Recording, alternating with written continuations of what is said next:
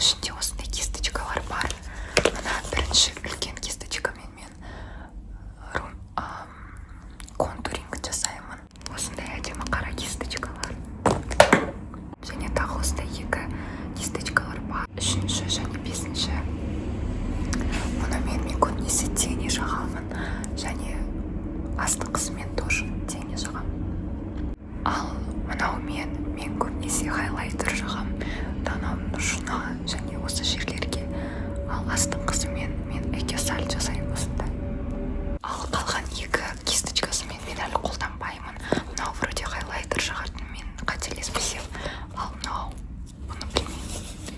Тоже осындай екі кисточка. Бұл кисточкалардың сапасы өте әдемі және жұмсақ, ешқай жеріңді ауыртпайды, сонысымен қатты ұнайды. Келесісі бұл менің Каспидан заказ берген косметичкам. Кисточкаларға арналған розовый алғым келген және розовыйма болып маған келгені өте ұнады. Өйткені анда таңдайтын опция болған жоқ, бірақ өздері маған розовыйын салып жіберді. Ішінде өте көп кисточкалар бар, қазір көрсетіп шығайын. Мынаншама 1, 2, 3, 4, 5, 6, 7, 8, 9, 10, 11, 12, 13 кисточка бар. Мына үлкен кисточкаларды мен қолданбаймын. Мен қолданатыным ол мынау консилермен өзімнің қасымды түзеймін. Және мына кішкентай бар, бұнымен кішкене стрелка жасауға ыңғайлы. Осындай әдемі розовый кисточки.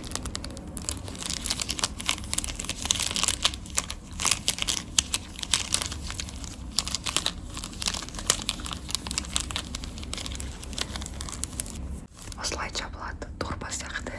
Енді менің үлкен косметичкам ғана қалды, осыны көрсетіп шығайын.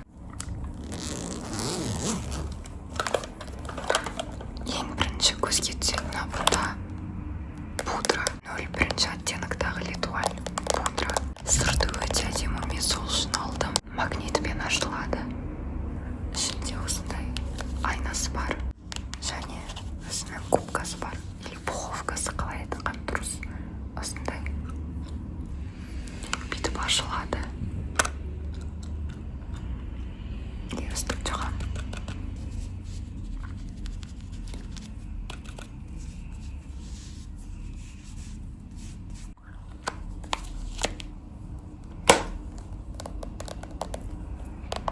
Келесі ол менің жуу керек спонжигім. Бұны таңертең ғана қолданған болатын, сондықтан кір болып тұр, әлі жуған жоқпын. Бұның да түсі розовый, ақшыл розовый болып келеді. Келесі ол керлер. Қазір мен істеуіме болушы еді, бірақ қазір көзімде мен накладные ресницы, сондықтан істей алмаймын. Одан кейін мынандай Диорға ұқсайтын помада. Бұның түсі де қанық розовый. Бұлай ашылады.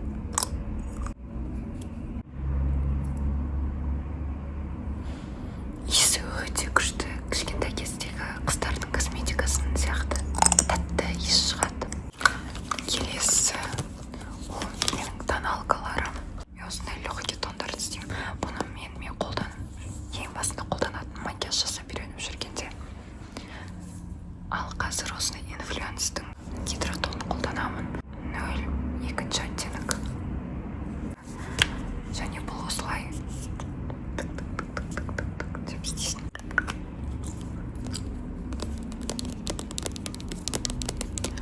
Мен консультантқа барып сұрағанмын, маған ең андай легкий тон керек деп. Сол кезде осыны сразу рекомендовать еткен, содан ойланбастан ала салдым. Және өкінбеймін, өте күшті бетке тегіс жағылады.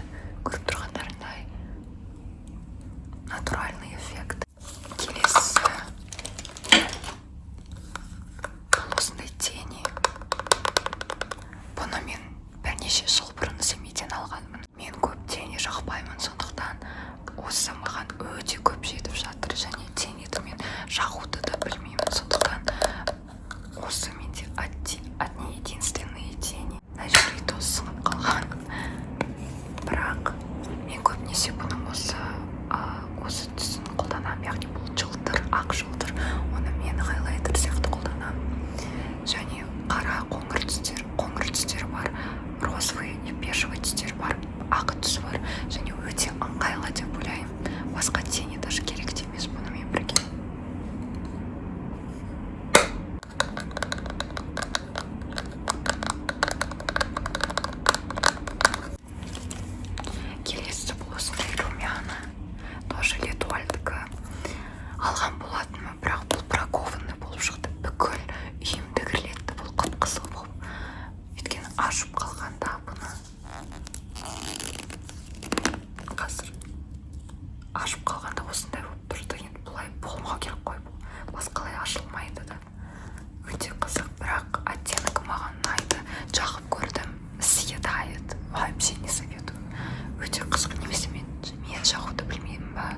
өте аз жағып қойдым ба, бірақ көрінбейтін сияқты.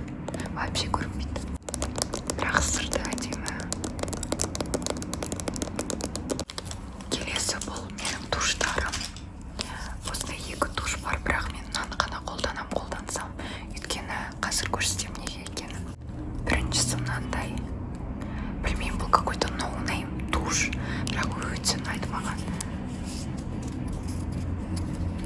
Осындай жылтырақ және үлкен осындай қалың кисточкасы бар. Созып әдемі қылып тұрады. Екіншісі бұл мынандай, бұны жаңадан алғам. 4D дейді, Шидас деген. Шидас деген фирмадан. Фирма бренд, білмеймін. Өте түріне қарап алғам негізі. Айттыр. Күшті ғой. Негізі тоже сондай болу керек. Бұныңқы да сондай. Бірақ бұны мен әлі қолданып бастаған жоқпын, өйткені анау менде бітпеді. Бірақ бұған да шанс берейін деп шештім. Анау біткен соң осыны қолданам. Келесі бұл контур, бұл стик. 3-ші оттенок маған жақсы келеді. Сырты матовый, осындай күшті.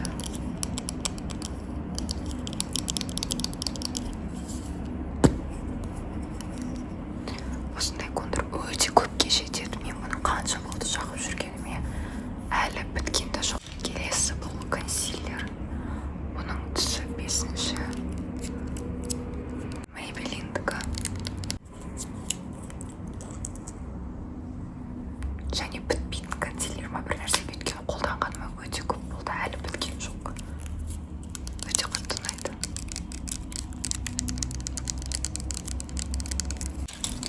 Келесі бұл менің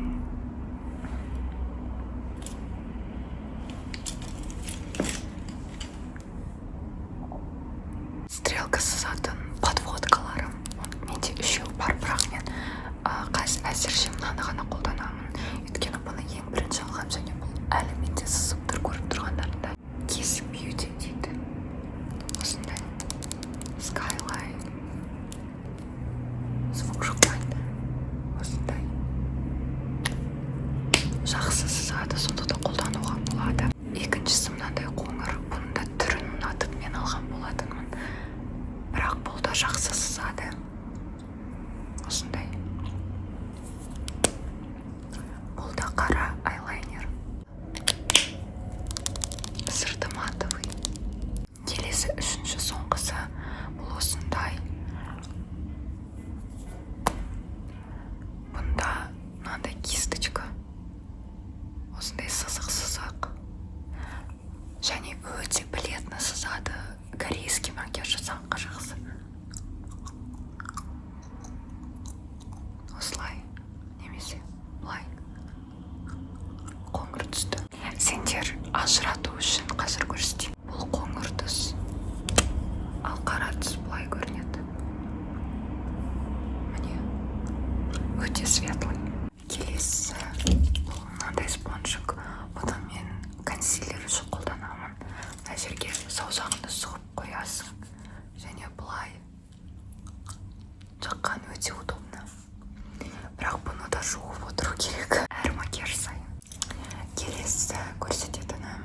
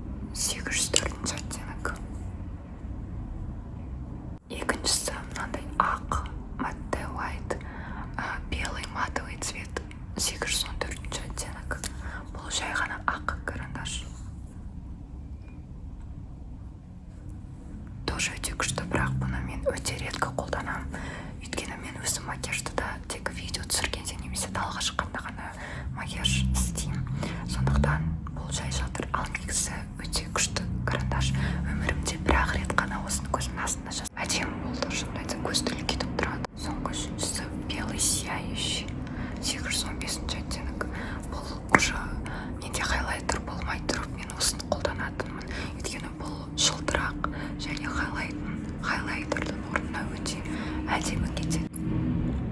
Және үшеуінде мен Каспийдан заказ бергем. Үшеуі Арт София деген осындай брендігі люкс.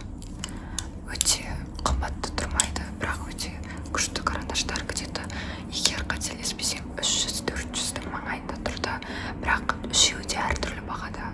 Біреуі 500, біреуі 300, біреуі 400 тұруы мүмкін. Келесі менің қасыма арналған нәрселер. Бұл арқылы мен қасымды бірінші тараймын. Содан кейін осындай гель для бровей, помадка для бровей жағамын. Бірінші жағы осындай кисточка, ал екінші жағы өстіп бұралып ашылады. Және мұнда өзі гель, яғни помадка. Осыны мына жақтан алып, бұлай аламын және өстіп жағамын. Өте ұнайды. Тоже 1 жыл бұрын алғам, 1 жыл болды әлі қолданып жүрмін. Қалғандары мұнда менің ерніме жағатын нәрселер. Бірінші карандаштардан бастайын. Осындай 3 карандаш бар, өзіме қатты ұнайды. Біреуі осындай карандаш 407 оттенок. Енді особый случайларға қолданамын бұны, өйткені бұл қанық түсті, қанық розовый түсті. Қазір көрсетейін. Осындай қанық түсті. Екіншісі бұл мынандай. Бұның оттеногы да өшіп қалыпты, білмеймін қандай екенін, бірақ осындай түс. Бұл көбінесе қоңырлау, бежевый қоңырлау. Және бұны жағуға да менде особое настроение болу керек. Өйткені мен көбінесе осы карандашты жағам. Осындай түс, яғни менің өзім натуральный ерніме сай. Бұның түсі қазір көресіңдер. Осындай түс, бірақ маған ұнайды. Осылай нежный көрініп тұрады. Бұның 401, Флормаш деген екеуі бірдей. Мына 407, мына 401. Келесі бұл менің помадаларым. Осындай 3 помадам бар. Оның біреуі просто гигиеничка, бальзам для губ. Менің ернім өте жиі жарылады, және бұл маған мәстіғап, және есі де өте күшті. Әрине розовый. Келесі бұл мынандай. Мен сендерге еще мынаны көрсетіп кеткем, сонда менде 4 бар екен, в общем. Так, осындай бұл. Бұны маған, осы екеуін маған менің подругам сыйлаған. Өте ұнайды, мынау более коралловый цвет. Осындай яркий цвет. Бұл ортасына сондайға шыққанға күшті. Екінші помада осындай. Өте әдемі. Маған стиль ұнайды. Бұл 6-шы оттенок. Бұны енді мен күнде жағам, өйткені бұны румяна ретінде де және ерніме жағып та қолданамын. Міне мынандай оттенок. Өте яркий. Көбінесе қыздар теңді өзінің еріндерінің ортасына жағады, ал мен осы помаданы жағам бұлай.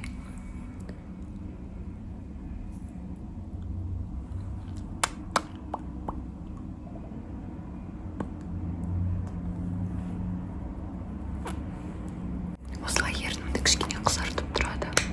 Соңғы мында қалғандар бұл пинцет, әрине. Бұл пинцет не үшін керек десеңдер, менің кірпіктерімді жабыстыру үшін керек, ал мен өзімнің қасымды жолмаймын. Келесі бұл осындай пилка для ногтей. Осындай защитный несі бар, күшті. Келесі ручка. Ручка не істеп жүрген білмеймін, бірақ әр сәтте ручка керек болып қалуы мүмкін, сондықтан өте ыңғайлы.